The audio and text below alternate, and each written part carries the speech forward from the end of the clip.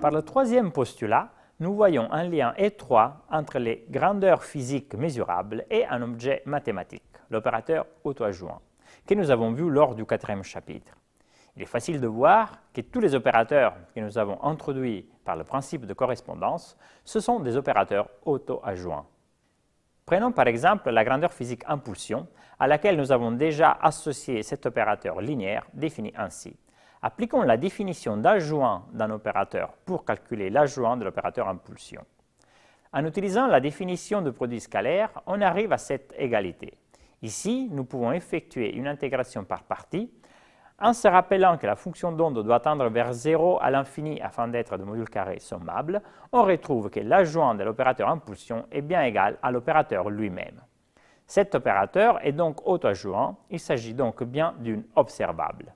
Le carré d'un opérateur auto-adjoint est aussi auto-adjoint, comme on voit simplement par ce calcul. À partir de ces résultats, il est facile de montrer que les opérateurs énergie cinétique, énergie potentielle et hamiltonien sont aussi auto-adjoints, et donc que ce sont aussi des observables. Regardons maintenant les implications de ce troisième postulat. Considérons une observable A. Grâce au théorème spectral, on sait que l'ensemble des vecteurs propres orthonormés d'une observable forme une base orthonormée de l'espace des états. Cela implique donc que tout quête psi peut être écrit comme une combinaison linéaire des vecteurs de la base, donc des vecteurs propres de l'observable. Ici, nous supposons par simplicité que la base est discrète et qu'il n'y a pas de dégénérescence, c'est-à-dire qu'à chaque vecteur propre correspond une valeur propre différente. Indiquons ici par CI les coefficients de décomposition linéaire sur cette base. Nous savons que la norme d'un vecteur doit être unitaire, et nous savons aussi que la base est orthonormée. Autrement dit, le produit scalaire entre deux vecteurs de la base vaut 1 s'il s'agit du même vecteur et 0 autrement. Cela implique nécessairement que la somme des modules carrés des coefficients de décomposition linéaire doit valoir 1. Calculons maintenant la valeur moyenne de l'observable A dans l'état psi. Par définition, il faudra effectuer ce produit scalaire, que nous pouvons réécrire ainsi. En appliquant ici l'équation aux valeurs propres, nous pouvons écrire ce passage et obtenir finalement ce résultat, où nous pouvons faire le dernier passage parce que la base est orthonormée. Or, nous savons aussi qu'une valeur moyenne est donnée par la théorie des probabilités tout simplement par la somme des produits des valeurs possibles par la probabilité de mesurer chacune des valeurs, indiquée ici par PI. En regardant ces deux expressions, on remarque que cette égalité est satisfaite, c'est-à-dire que le module carré du coefficient de décomposition linéaire CI correspond à la probabilité de mesurer la valeur propre AI. Cette observation donne donc un sens physique au coefficient de décomposition linéaire.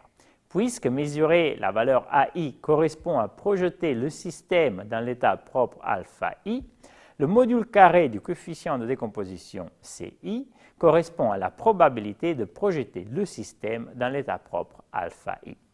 J'insiste ici sur le fait que le résultat d'une mesure ne peut être qu'une valeur propre de l'observable. Mais la moyenne d'un grand nombre de mesures peut donner a priori n'importe quelle valeur, vu que l'on prend la valeur moyenne de l'ensemble des valeurs possibles.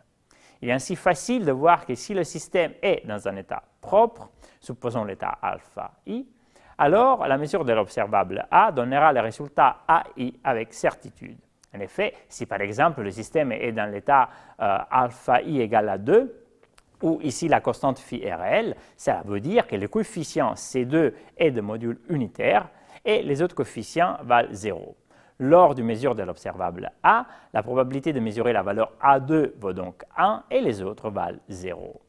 D'ailleurs, si on calcule dans ce cas la valeur moyenne, on retrouve bien A2 et si on calcule l'écart quadratique moyen, on trouve qu'il vaut 0. Autrement dit, la mesure donnera la valeur A2 avec certitude et le système restera donc dans l'état propre correspondant.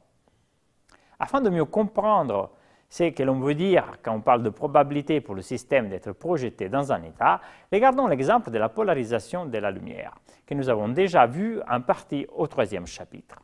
Un état quelconque de polarisation peut être vu comme la somme de deux états de polarisation orthogonaux, l'état de polarisation horizontale selon Y et l'état de polarisation verticale selon X. Nous pouvons réécrire les états de polarisation en utilisant le formalisme de Dirac. nous avons deux états propres qui sont bien orthogonaux et nous pouvons écrire ainsi un vecteur d'état quelconque dans la base formée par ces deux états propres. Imaginons maintenant d'avoir deux polariseurs. Je vous rappelle qu'un polariseur laisse passer la lumière ayant une polarisation parallèle à son axe, dans ce cas l'axe vertical. Si les deux polariseurs ont l'axe parallèle, toute la lumière sortante du premier polariseur passera aussi à travers le deuxième polariseur. Par contre, si on croise les deux polariseurs à 90 degrés, eh bien, il n'y aura pas de lumière sortante du deuxième polariseur. Si les deux axes forment un angle θ, eh bien, l'intensité lumineuse varie comme le cosinus carré de l'angle entre les deux axes, connu en physique classique sous le nom de loi de Malus.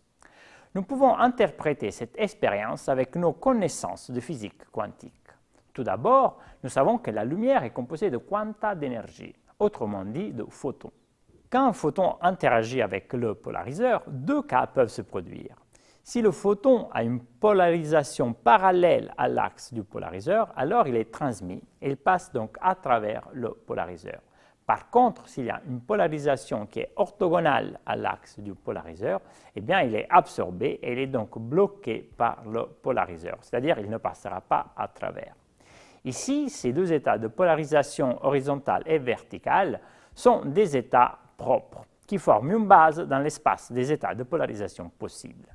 Un état de polarisation quelconque, fait un angle θ avec l'axe du polariseur, s'écrira donc comme superposition linéaire des deux états de la base. Or, la probabilité que le photon franchisse le polariseur correspond à la probabilité qu'il soit projeté lors de la mesure dans l'état vertical, ce qui est égal au module carré du coefficient de décomposition linéaire, donc à cosinus θ au carré. De même, la probabilité que le photon soit absorbé est donnée par la probabilité qu'il soit projeté dans l'état horizontal, ce qui donne sinus θ au carré.